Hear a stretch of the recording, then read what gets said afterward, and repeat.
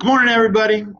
So we are working on dividing decimals still, and we taught this Friday. Now, that was just some bad timing because I didn't get to see most of you on Friday. I didn't get to see any of you on Friday, and so you were stuck just kind of doing it with what I had shown. But today we're going to work through some of those problems on this video.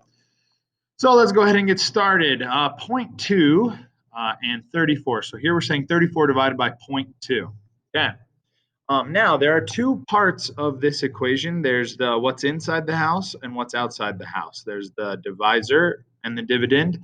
And so what we're going to say is that if you are looking at the divisor, which is on the outside, okay, that's the divisor.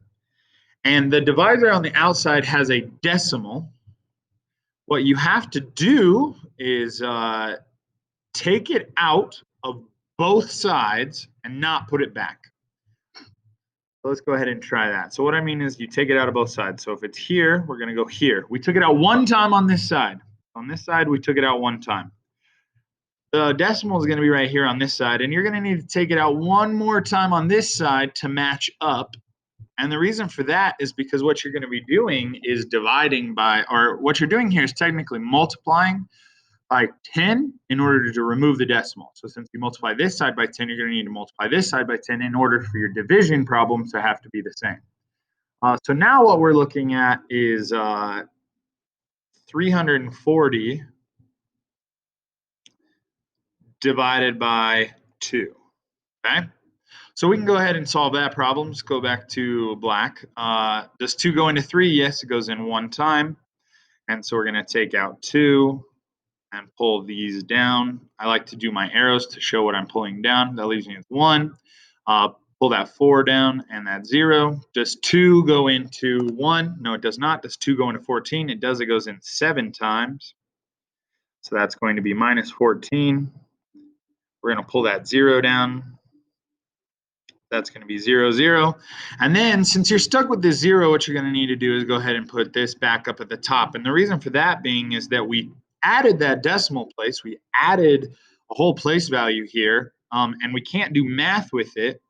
So what we were basically saying is the 140. Does 2 go into 140? And it does. It goes in 70 times. So we're just going to take that 0 back up to the top. That's 170. Now, if that's confusing for you, that's fair. All you need to know is this. If the decimal is on the outside of the house, you take it out on both sides and don't ever put it back. If it's outside the house, remove it from both sides, don't put it back. So what we're looking at here is the decimal being on the outside of the house again. Outside of the house, so what we're going to do is we're going to take it out and we're going to take it out. Now, we took it out one time here and one time here. I suppose I should have done this in red. So let me get rid of that. Okay, so we're going to take it out one time here and one time here. Now we took it out one time here and one time here. So that should cancel out. So now you have 3.6 divided by 5. But the problem here is that we're still in a decimal.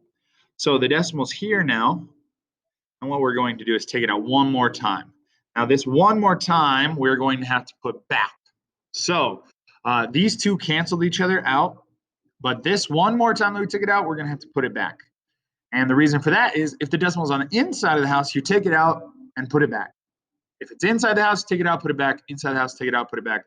A good way to remember this is that if you lose something in your house, you can always get it back. But if you lose something outside of your house, you don't always get it back.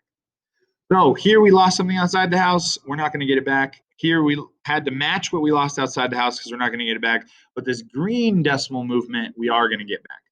So right now what we're looking at is 36 inside the house, so divided by 5.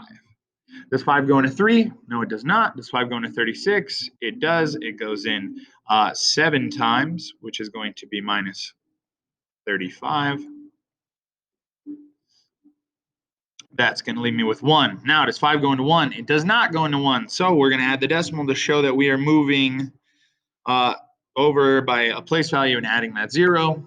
Does 5 go into 10? It does. It goes 2 times, which is exactly 10. And so we took out exactly. So the answer is 7.2, but we still have to remember our decimal movement, we moved it 1 time. So we're going to put that decimal back 1 time, which is actually going to be right here. And so your answer should be 0.72.